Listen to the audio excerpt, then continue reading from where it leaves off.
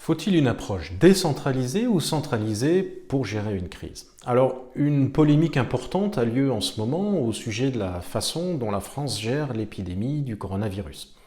En substance, l'approche très centralisée choisie par le ministère de la Santé est accusée d'être inefficace. Le fait que les masques de protection manquent massivement pour les policiers, les infirmières, les médecins de ville, sans même parler de la population, donne beaucoup de poids à ces critiques. Faut-il pour autant décentraliser une gestion de crise? Alors, rien n'est moins sûr parce que, comme souvent, la vérité sur une question centrale du management des organisations n'est ni dans un modèle, ni dans un autre, mais plutôt dans une combinaison intelligente des forces de chacun. Regardons-le au travers d'un exemple historique de crise, celui de la bataille de la Marne en 1914. Alors la bataille de la Marne débute par une offensive allemande qui se passe très mal pour l'armée française, qui recule depuis des semaines. Corsetée par des doctrines dépassées, mal équipée, mal dirigée, l'armée française est en fait parfaitement préparée pour la dernière guerre. Mais elle réagit rapidement. Dès les premiers jours, les tactiques changent. 40% des commandants de grandes unités seront limogés dans les semaines qui suivent. Mais surtout s'ouvre le grand bal des innovations. Tout est permis, tout est essayé. On garde ce qui marche, on le transfère partout où ça peut servir, on abandonne ce qui ne marche pas. Les innovations remontent du terrain, des unités, et l'état-major trie et coordonne. Toutes les doctrines sont revues, les règlements réécrits quand on a le temps, sinon on se contente de ne plus les suivre. Aucun modèle mental n'est tabou, alors que quelques semaines auparavant, les doctrines les plus stupides étaient rigides comme du métal. Qu'est-ce qui rend possible cet afflux d'innovation en temps de crise? Eh bien, c'est que depuis de nombreuses années, l'institution militaire tolérait des expérimentations locales, même lorsqu'elle les désapprouvait, sur à peu près tout, notamment les nouvelles technologies. Si elle aborde la guerre très mal préparée, bloquée par des modèles mentaux obsolètes, l'armée française a en réserve les innovations les plus en pointe. Il faudra la catastrophe du feu pour que ces innovations soient mobilisées. Alors une crise entraîne souvent un réflexe de centralisation. Et ça paraît se justifier au nom de l'efficacité. La constitution de la Ve République est d'ailleurs née de l'expérience traumatisante du général de Gaulle en juin 1940, lorsqu'il était aux prises avec un État incapable d'agir de façon rapide et décisive face à l'attaque allemande.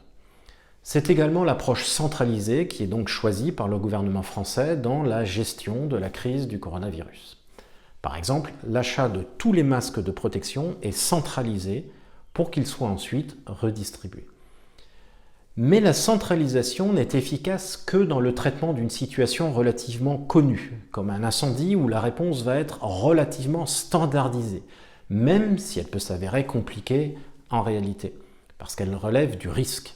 C'est une situation extrêmement inédite et complexe, avec beaucoup d'inconnus, et relève, elle, de l'incertitude, c'est-à-dire largement de l'imprévisible. En se développant de façon largement inattendue, cette situation peut mener à l'arrêt des opérations parce que ce qui était prévu ne fonctionne pas. Si c'est le cas, les procédures bien huilées et l'approche centralisée deviennent un obstacle à la résolution des problèmes pour lesquels elles étaient pourtant conçues initialement. Et donc ce que l'exemple de l'armée française en 1914 suggère, c'est que le débat n'est pas tant entre une approche centralisée et une approche décentralisée. Il faut une approche en quelque sorte qui soit les deux. Un degré de centralisation bien maîtrisé permet la circulation de l'information et le passage très rapide d'enseignements du lieu de leur origine aux endroits où ils peuvent être utiles. La décentralisation fournit, elle, la capacité d'expérimenter localement, de tirer parti de l'initiative locale et de la créativité humaine qui ne manque pas de s'exprimer dans de telles situations. En substance, il convient de développer une organisation globale qui traduit une propriété au nom un peu barbare, la quasi-décomposabilité, par laquelle une organisation garde une identité globale, mais s'appuie également sur un ensemble de composants plus ou moins autonomes, ça c'est l'aspect décentralisé, mais jamais totalement séparés, c'est l'aspect central.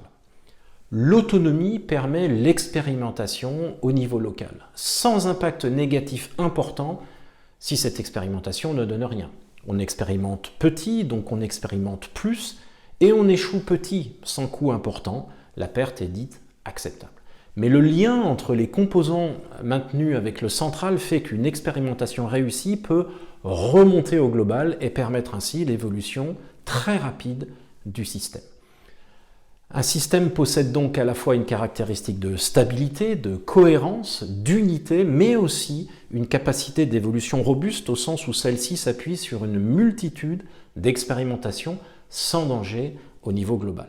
Il acquiert donc une capacité organique de robustesse et d'évolutivité qui peuvent être très dynamiques.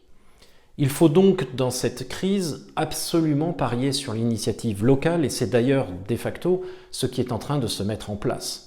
On observe déjà avec fascination de multiples initiatives, comme celle de ces entreprises, petites ou grandes, qui ont converti leur outil industriel pour fabriquer du gel hydroalcoolique ou des masques, ou ces hôpitaux qui recrutent des volontaires via les réseaux sociaux ou mobilisent des réseaux de Fab Lab pour fabriquer des valves de respirateurs avec des imprimantes 3D. Passé le moment de stupéfaction, le système industriel dans son ensemble, les entreprises, les associations, les structures publiques, les individus, les chercheurs, réagit donc avec une efficacité croissante. Il ne pourra le faire que si ceux qui nous gouvernent résistent au réflexe de centralisation et de contrôle a priori qui leur paraît tellement logique. Gageons que l'ampleur de l'épreuve ne leur laissera pas le choix.